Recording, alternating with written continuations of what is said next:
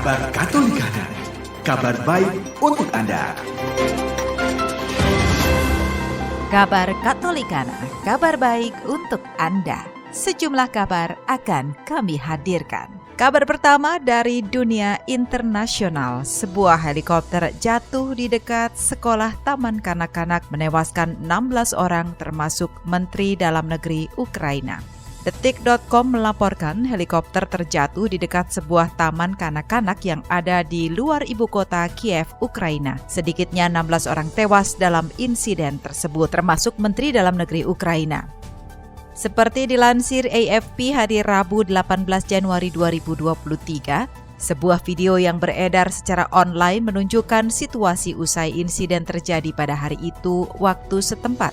Suara tangisan bisa terdengar dalam video tersebut, dengan kebakaran tampak menyelimuti lokasi kejadian. Kepala Otoritas Regional Kiev, Oleksiy Kuleba, dalam pernyataan via Telegram menuturkan, di kota Brovary, sebuah helikopter jatuh di dekat sebuah taman kanak-kanak dan sebuah gedung permukiman, di mana saat tragedi itu terjadi, ada anak-anak dan para pegawai di taman kanak-kanak itu yang menyebabkan jatuhnya korban jiwa. Kuleba tidak menyebut lebih lanjut jumlah korban jiwa. Informasi lebih jelas disampaikan oleh Kepala Kepolisian Nasional Ukraina, Igor Klimenko, bahwa secara total saat ini diketahui sedikitnya 16 orang tewas. Lebih lanjut disebutkan oleh Klimenko bahwa beberapa korban tewas merupakan pejabat Kementerian Dalam Negeri Ukraina, termasuk Menteri Dalam Negeri Ukraina Denis Monartirsky. Penyebab jatuhnya helikopter itu belum diketahui secara jelas apakah insiden itu murni kecelakaan atau dipicu oleh serangan.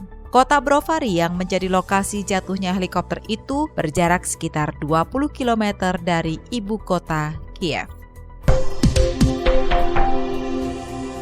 Kita menuju ke kabar selanjutnya. Seorang pastor paroki dari sebuah gereja Katolik di London terluka dalam penembakan di jalan pada hari Sabtu 14 Januari lalu. Kami kutip dari Katoliko.com, seorang pastor paroki dari sebuah gereja Katolik di London dan 6 orang termasuk 2 anak terluka dalam penembakan di jalan pada hari Sabtu 14 Januari lalu. Pastor Jeremy Trout menyatakan dia mendengar suara tembakan pada hari Sabtu, tak lama setelah pelayat meninggalkan gereja Santo Aloysius di Euston, London Utara.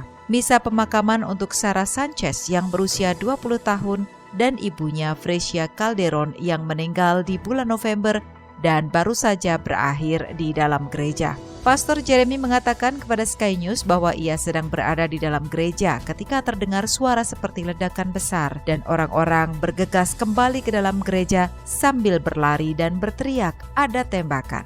Salah satu korban penembakan, seorang gadis berusia 7 tahun, dilaporkan dalam kondisi stabil, sementara seorang wanita berusia 48 tahun dikatakan memiliki luka yang cukup parah. Kami hadirkan kabar terakhir dari dunia olahraga. Dianggap layak jadi Ketua Umum PSSI, begini sepak terjang Erick Thohir. Sindonews.com melaporkan, Erick Thohir dinilai layak sebagai Ketua Umum PSSI periode 2023-2027. Sepak terjangnya di sepak bola internasional maupun tanah air sudah tidak diragukan lagi. Terkini, Erick Thohir mendapat dukungan dari BEDA atau BEDA yang merupakan gerakan anak muda yang mendorong berbagai inisiatif transformasi di masyarakat. Samara Amani dan Pangeran Siahaan, co-chair BEDA, menyatakan dukungan Erick Thohir untuk menjadi Ketua Umum PSSI. Menurut Samara Amani, pihaknya mendukung pencalonan Erick Thohir karena rekam jejaknya.